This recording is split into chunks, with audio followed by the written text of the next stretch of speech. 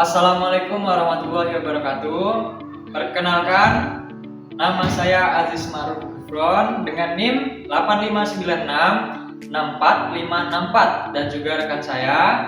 Perkenalkan, nama saya Ahmad Faisal dengan NIM 8596664485. Jadi di sini kami akan melakukan observasi wawancara di mana kami sudah melakukan praktik mengajar.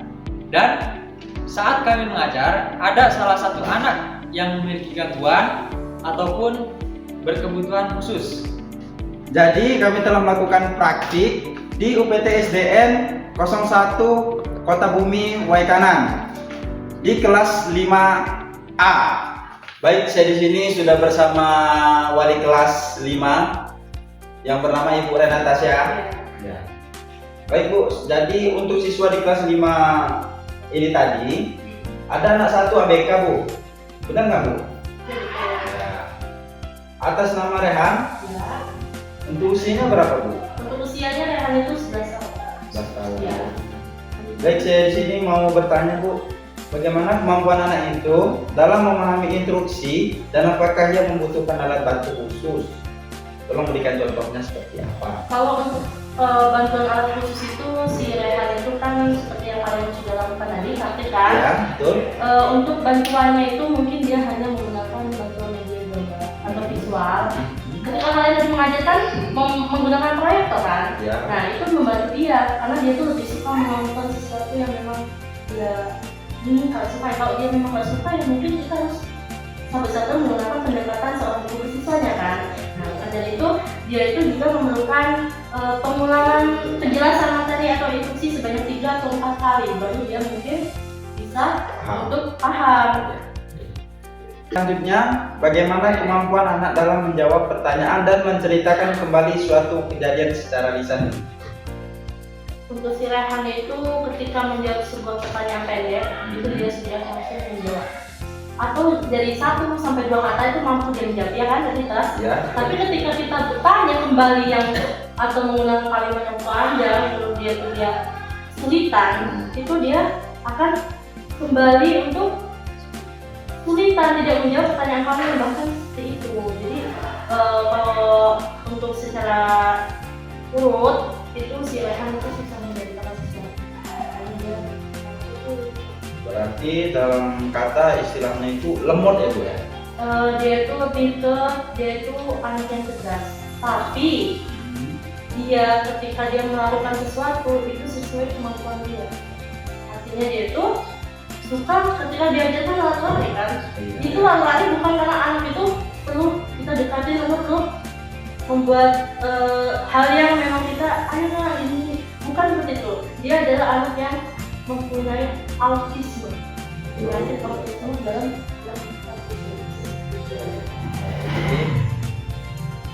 Mungkin ada rekan saya yang ingin menambahkan pertanyaan, dipersilahkan.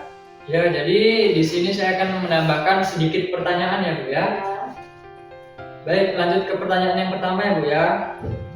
Bagaimana interaksi anak dengan teman sebaya saat waktu bermain ataupun sedang di dalam kelas? Bagaimana sih interaksi anak tersebut dengan teman-temannya? Untuk Rehan itu ketika dia melakukan pembelajaran seumpama kalian membuat kelompok dia masih mau ikut tapi dia sibuk jalan dunianya. Seumpama dia membawa sesuatu mainan di kelas tuh, dia membawa mainan tapi jika mainan kita ambil atau kita bicara menggunakan bahasa kita yang mungkin dia kurang paham, kurang jelas, dia kan menggunakan bahasa kartun ya. Dia itu lebih ke bahasa saya tidak mau ibu, dia menggunakan bahasa seperti SpongeBob, kemudian hal-hal kartun yang lainnya. Maka dari itu untuk anak ini cenderung pasif, lebih banyak menonton teman bermain lainnya daripada bergabung, ya kan? Kalau mungkin dia merasa kayak saya ini bukan sefrekuensi sama dia, mungkin seperti itu. Kemudian dia itu tapi tidak menunjukkan kalau dia itu tidak suka.